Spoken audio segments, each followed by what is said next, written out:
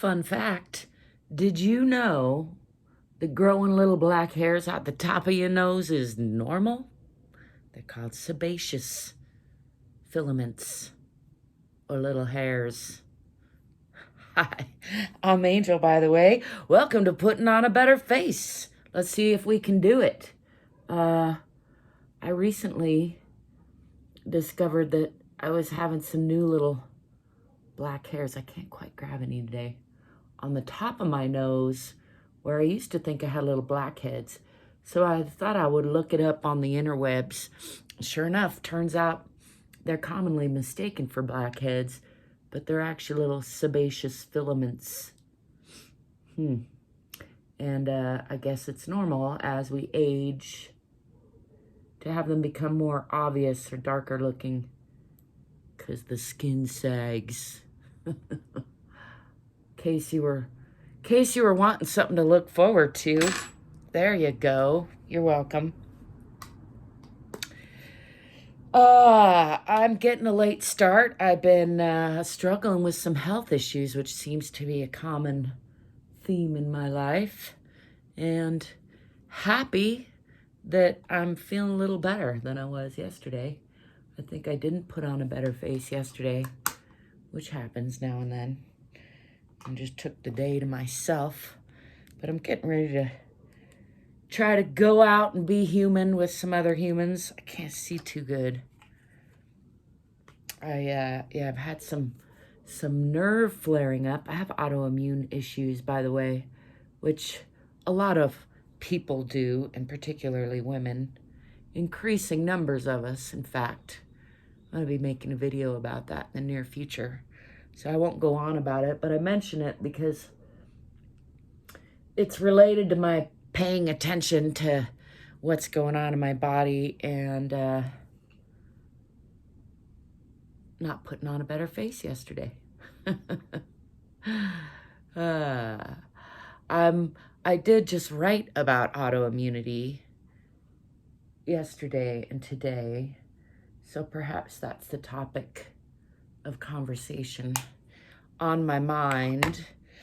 And really that and other labels I find helpful sometimes and disempowering sometimes. And I think it's important to keep this in mind with so many things, like labels, words. They're there to help us make sense of things, to help us make meaning and purpose.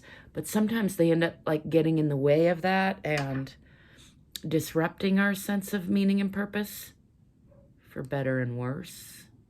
And I think it's important to remember that it's just one tool, that our perception is so limited by our apparatus, like especially as you age, if you're so lucky as to age to the point where things start to really change, then you see that like your eyesight changes and all of a sudden those little hairs just disappear if you don't have your glasses on.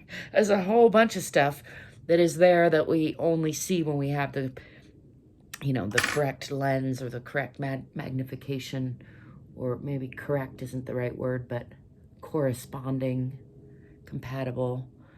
And our perception is very limited and very skewed and not very accurate to the whole thing. And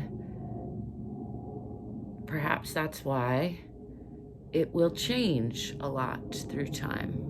I don't know that that's the only reason, because I think also everything is changing and evolving at the same time. It's all in process. So our human brains are constantly trying to like pin it down and make sense, make a story of it, to make a prediction, to make a choice. And that's fun and all, but it's not. I think it's important to remember that we're wrong more than we're right. that there's a lot more that we don't know than we know. And whatever, like actually the more you learn, the more you figure out that you don't know. That's pretty much the irony of acquiring knowledge. And I would say that wisdom is recognizing that knowledge is only useful if you're using it, and is only like relevant in context. Look, I got some new black eyeliner I've never tried before. We're gonna try it with the shaky hands and all. It's some paint. I think I like this kind better. We'll see. We'll see how it lasts. It says it lasts a long time. And I think it will both last a long time on my face, hopefully, and also last a long time in the container. Oh, that's a pretty thin line. Having trouble with my shaky old hands. I've been having real kind of intense, kind of severe flare-ups. I've had worse, but these are challenging. It's interesting because it's like you get used to things and then it's hard to have it in perspective, you know? So until, in my case, I'll have just complete breakdowns of function sometimes before I recognize that my body's been giving me signals and signs for a long time that I need to change my behavior or change my attitude and outlook. Usually it's all those things underlie the behavior. And I recently had some fresh rounds of depression and feeling really down. And then it turned out that I was fighting off a surge of a virus. It's really hard to tell. It's like that chicken and egg thing, right? Because maybe the virus surfaced because I was down, or maybe I was feeling down because the virus was surfacing, or I was fending it off. It's kind of impossible to know. What I do know is that I'm feeling much better after some extra rest, some extra vitamins. I used some, had an outbreak, some shingles try to outbreak on this arm. You can see a little dot of it right there. Can you see that? I managed to thwart the outbreak with some witch hazel and tea tree oil. I happen to sell tea tree oil, and I happen to have the witch hazel I always keep around, although I'd kind of forgotten about it. But very cheap, cost-effective, easy to find, very effective for me. N of 1 here, not trying to tell you what to do or guarantee that it helps, but I can say that I took some L-lysine, some zinc, all my other supplements, which are like B12 and D3 and vitamin C and E, and I took a potassium, all the supplements that actually I'm supposed to take all the time, but I tend to not take regularly because I'm you know, always in this N of 1 experiment with my body and my system, and I find that it doesn't feel right to take just tons of supplements every day all the time. It feels like a big waste, but they can be very effective when I take them, you know, when something is going on significantly. And sometimes I think, well, I already did this one. Sometimes I think I should do a better job of taking them more regularly. My body, my sleep patterns and my eating patterns, all those things have been fairly irregular my whole life. I don't quite line up with the regular rhythms of the earth and humanity, it seems.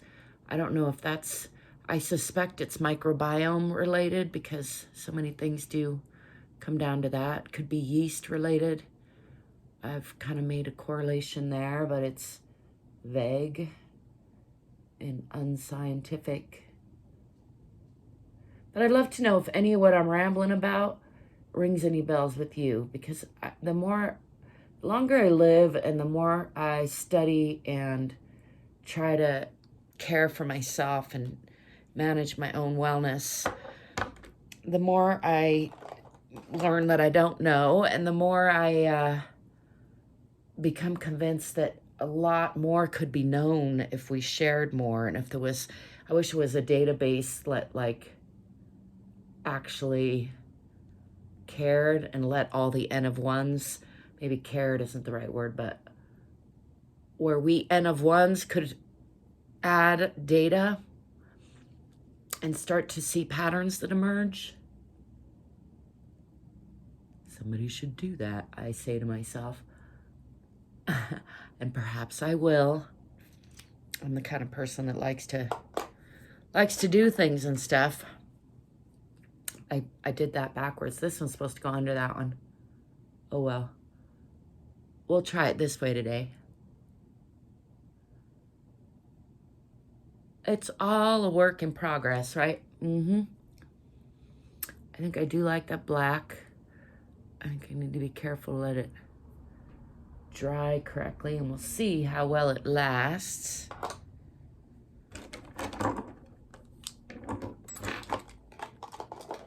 Thanks for stopping by. Let me know if you have any thoughts or comments. Here's my glucose monitor I had to take. You could see the dirty ring had a cover on it, and I'm not sure. I suspect it's just a coincidence that I'm getting shingles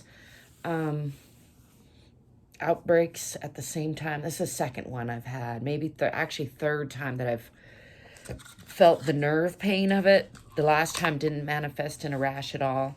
The first and only other time was back about 5 months ago, where I got pretty significant rash on 3 dermatomes up here in on my chin, through my ear canal, onto my neck to here. And then this time is on the radial nerve. I could distinctly feel it. And then it just started to pop up, and then I had that recognition of realizing that's what it was. So I used the witch hazel and tea tree, dosed myself with supplements, and experienced a remarkable remission, like a pulling back that I could feel of that viral flare-up. Now, it's complicated by the fact that I have a tendency toward what's commonly currently called autoimmunity. I tend to think it's just my immune system being very activated and on hyper alert. It's extra good, which can be problematic if you're bombarded with toxins all the time. But that's just a theory. Again, this N of one thing. I wish we had a way to collect more of that. I know it's been a rambly one today. I thank you for stopping by. Thank you for being you. Thanks for letting me be me. Let me know if you have any thoughts or comments. Subscribe if you haven't already, because that helps me out. It doesn't hurt you at all. And above and beyond all else, stay curious, stay courageous, and if you can, stay free. Ciao for now.